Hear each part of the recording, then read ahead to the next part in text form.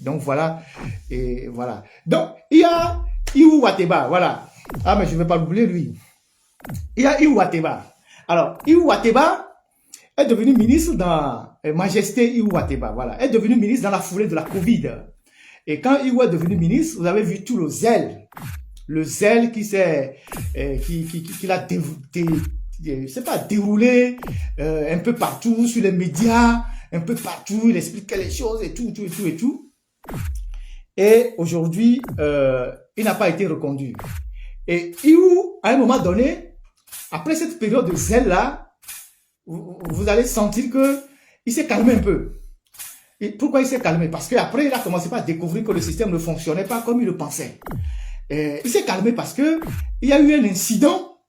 Il y a eu un incident. C'est même pas un incident. Une altercation à la sortie un jour d'un conseil des ministres entre Iwu et un aide de camp de Faure Gnassingbé.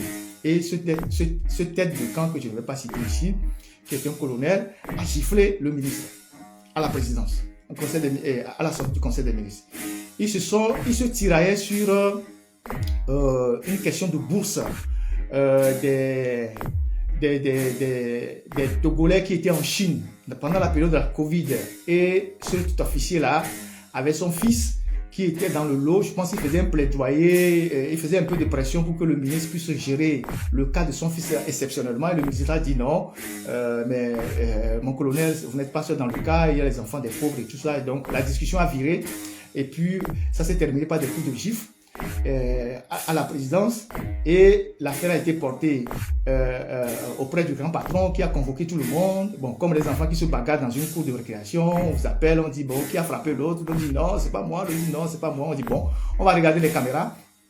Comme la présidence est bourrée de caméras, les caméras ont sorti la vérité. Et ce tête de camp a été puni en arrêt de, comment ils appellent ça, arrêt de rigueur, je sais pas quoi, pour les militaires pendant une trentaine de jours. Et depuis qu'il est revenu, il n'est plus l'aide de camp officiel de Faure Gnassingbé. Il a été remplacé par quelqu'un d'autre. Donc, c'est depuis cette altercation-là que Iwu s'est calmé un peu. Et après, bon, lui aussi, dans son ministère, ça lui a fait appliquer la grosse tête avec sa maîtresse. Parce que Iwu, sa maîtresse, c'est, comment appelle-t-on, Madame Nathalie Bito, de la Chambre de commerce. Je ne vous apprends rien. Ceux qui sont à Lomé savent que c'est sa maîtresse. Et donc, ils vivent d'ailleurs ensemble. Et donc, cette dame-là, qui avait la gestion provisoire de la Chambre du commerce, a créé, dans les magouilles qu'il faisait, a créé un partenariat avec le ministère de l'Enseignement supérieur, qui est détenu par son supposé mari, Iwu. Je vous explique un conflit d'intérêt, un cas de conflit d'intérêt. Donc, Iwu a pour maîtresse Madame Nathalie Bito. C'est pas un secret. Quand Iwu a été gardé à la gendarmerie dans les affaires de notes, la dame était là-bas. Donc, tout le monde la voit, ils sont ensemble, ils vivent d'ailleurs ensemble. Donc, quand Iwu est au ministère de l'Enseignement supérieur, Madame Nathalie Bito a créé un partenariat avec l'enseignement supérieur et ça leur permet chaque fois d'envoyer de l'argent de la Chambre du commerce vers le ministère de l'Enseignement supérieur. Tantôt 100 millions, tantôt 150 millions. Et cet argent, personne ne connaît les destinations que prenaient ces sous-là.